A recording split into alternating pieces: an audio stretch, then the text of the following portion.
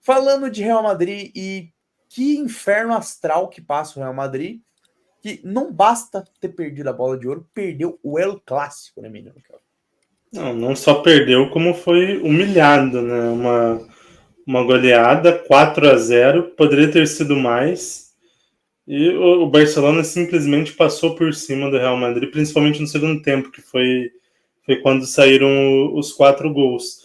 Assim, o principal ponto é a coragem do Flick, da forma de jogar. É o treinador mais ousado do futebol mundial, porque é um ataque total e meio que ali com a defesa muito exposta, que foi uma tática que deu muito certo lá atrás no Bayern de Munique, onde ele ganhou tudo, só que na seleção alemã deu muito errado, porque você ali, para você acertar esse estilo de jogo que ele tem, você tem que ter muito treinamento. No contexto de seleção, você não tem isso. Acabou não dando certo. Ele tomou, inclusive, algumas goleadas como técnico da seleção alemã. Tomou um 4-1 do Japão. Não fez uma boa Copa do Mundo. Caiu na fase de grupos. E foi depois demitido. Nem chegou à última Euro. Mas no Barcelona, que ele tem o dia a dia, tem dado muito certo. E é aquela questão da linha alta. O Barcelona deixa os adversários impedidos uma quantidade de vezes incrível. E é no limite. É algo que é muito bem treinado, mas que daria para ser melhor explorado pelos adversários. E o Real Madrid não soube explorar isso. Se eu não me engano, só o Mbappé ficou 8 vezes impedido ao longo do jogo, e isso ocorreu principalmente no primeiro tempo. O Real Madrid não conseguiu entender o jogo do Barcelona, caiu nessa armadilha, teve boas chances na primeira etapa, e quando não estava impedido, acabou não fazendo o 1-0 ali para sair na frente e ter uma vantagem. No segundo tempo, o Barcelona simplesmente amassou. Fez 1-0 no início com o Lewandowski, logo em seguida o Lewandowski já fez outro de cabeça. Depois ele perde 2 gols incríveis, um ele isola na cara do goleiro, o outro ele sem goleiro chuta na trave. Depois o Yamal faz um golaço e por último o Rafinha faz o grande gol da partida, um puta de um golaço, o gol do 4-0, num gol de cobertura para cima do Lunin. Inclusive o Rafinha, a gente falou do Vini, Rafinha é o melhor da temporada até aqui. Exato. Não acho absurdo, porque para mim ele é o melhor do Barcelona e o Barcelona é o melhor time da temporada europeia até aqui, tá certo? É um recorte ainda bem curto, ali 2 meses de temporada, mas tem jogado demais. Assim como Lewandowski e Yamal e o time do Barcelona como um todo. Aí são 14 jogos na temporada com 12 vitórias e apenas 2 derrotas. Já abriu 6 pontos do Real Madrid na Liga e o Real totalmente desajustado taticamente. Se a gente falava na temporada passada que o Ancelotti sofreu com uma série de lesões e conseguiu encontrar várias soluções táticas, esse ano ele tem as peças todas disponíveis, tem a chegada do Mbappé e ele não conseguiu encontrar um time ainda. Então, é o clássico de opostos até aqui na temporada. Eu concordo quanto a toda a leitura do Barcelona. Impecável. Rafinha é o cara do Barcelona hoje. E cada dia que passa, ele, vamos dizer assim, comprova sua teoria. De que ele tem que ser, vamos ter quase cadeira cativa dentro da seleção brasileira.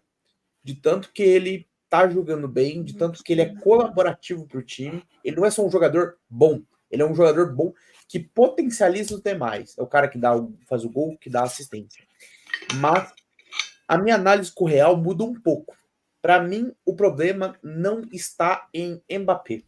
O problema para mim está em não ter mais Toni Kroos.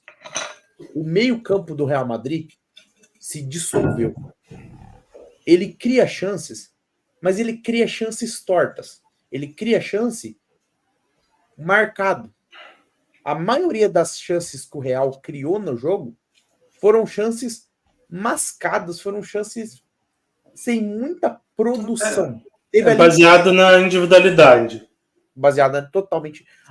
E o que faz é na individualidade. Ok, dá para dizer que o Vini perdeu o gol, dá para dizer que o Bellingham perdeu o gol, que o Mbappé perdeu o gol.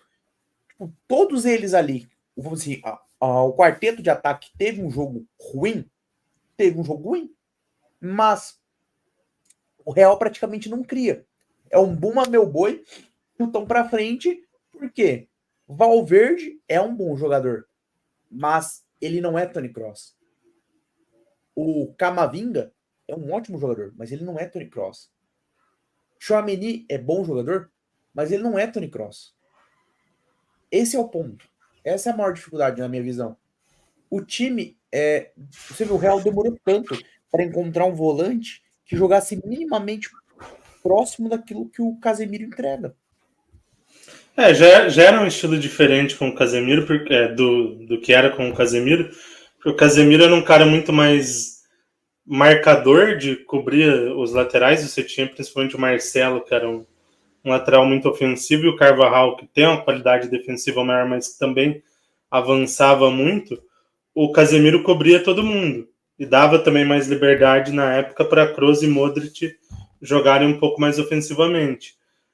Aí depois ele encontra o Toni Kroos como esse primeiro volante, com uma qualidade de marcação bem menor do que o Casemiro, mas ditando o ritmo do time desde trás, lançando. Ele de olhos fechados, ele lançava uma bola, ele sabia que o Vini ia aparecer na ponta esquerda, ele sabia que o Rodrigo, que o Valverde poderiam aparecer na direita.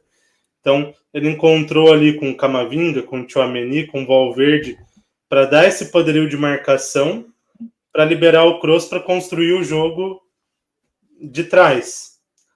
Mas ele não tem mais esse cara. Talvez o Modric pudesse ser esse cara? Talvez, mas o Modric já está com quase 40 anos. Não vai ser mais.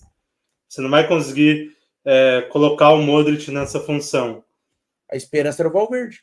Só que o Valverde funcionou muito bem em outras funções. Aí você está desperdiçando a qualidade do Valverde mais recuado. Bingo. Aí você perde... Não, cara, traduzindo para quem acompanha um pouco futebol espanhol.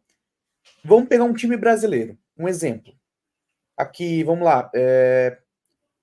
Flamengo, por exemplo. Bahia. Aqui agora me vê na cabeça o Everton Ribeiro. Colocar o Valverde como segundo volante para ser a função do Kroos é a mesma coisa que você pegar o Everton Ribeiro e botar no lugar do Gerson. Vai dar certo?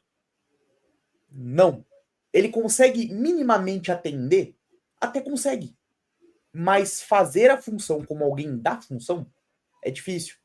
A questão é que é o mesmo ponto que eu sempre tive com o Lucas Paquetá. Lucas Paquetá, para mim, é um ótimo camisa 8. É um jogador que ele consegue dar essa saída pro time. Mas ele não é 10. Não tá no DNA dele chegar perto da área e dar chute. Não tá no DNA dele ser aquele jogador que dá o último passe, que desequilibra o jogo e dá uma puta de uma assistência. O problema do Real é que você perdeu o cérebro criativo do meio-campo e que, quando as coisas apertavam, ele batia uma falta de longe, marcava um gol ou dava uma assistência para alguém que pifava os caras. Até nesse ponto, se o Real precisar reorganizar esse meio-campo, eu não duvido dessa sobrar pro Bellingham. Do Bellingham acabar cascando fora e vir o Real, sei lá, botar as burras atrás do Rodri da vida. Botar as burras atrás do Merino. Não sei. Eu não duvido. Porque você também perdeu o melhor Bellingham. O melhor Bellingham é um cara que pode ser um meia ou até um segundo volante, mas partindo da esquerda para o meio. Exato. E o melhor da temporada dele passada até foi como um falso 9 ali. Uma espécie de falso 9 quando o Real Madrid não tinha esse jogador. Depois o Valverde encontrou um 4-4-2 com Vini e Rodrigo. Mas hoje ele está jogando na direita, onde claramente ele não consegue funcionar, não flui. Exato. Se ele já não estava tão bem no final da temporada passada, jogando numa posição mais adequada ao estilo de jogo dele. Nessa temporada que ele está numa posição pior, piorou mais ainda. Exato. Então, eu acho que qual que é o ponto? O Rodrigo também tem perdido espaço com isso. Qual que é o ponto? O Ancelotti vai ter que encontrar uma nova forma de jogar. Sim. Você não tem mais o Toni Kroos, então você vai ter que encontrar uma melhor forma de jogar que você alie a qualidade dos jogadores que você tem atualmente no elenco. Não adianta querer criar um novo Toni Kroos porque é impossível. E isso, para mim, implica que o grande penalizado nessa história vai ser o Bellingham. Por quê? Eu vejo que o Real vai acabar indo para um modelo 4-4-2. É o que eu imagino que o Real vai fazer. Tendo 4 meio-campistas para ver se distribui um pouco mais o jogo. Um deles, eu tenho certeza que vai ser o Tchouaméni, outro vai ser o Camavinga, e eu acredito que o Rodrigo possa ser uma das peças pelo lado. Pelo outro, você pode ter Arda Güler, você pode ter algumas opções ali para que no ataque seja Mbappé e Vinícius. Eu não tô vendo o Bellingham nesse time. Então, eu acho que, apesar do Fábio ter brincado com a gente aqui, faça imediatamente o Tamanduá, eu acho que o Tamanduá, ó, sentou na graxa. Ele vai acabar indo para o banco. Mas os anti-inspiram Barcelona, Valls Madrid. Vai dormir, Fábio. Vai dormir. Que pega o Atlético de Madrid e taca fogo, porque não existe clube espanhol maior que o Real. Não vem. Mas isso é verdade, os times europeus têm medo do Real. O Real tem medo do Barcelona. Não é medo, cara. O problema é travar em clássico. Eu vi um clube brasileiro que tem esse problema. Ele travava em clássico. A partir do momento que ele reordenou a vida, ele tá ganhando um atrás do outro. Se chama Internacional. O Real tá com o mesmo problema.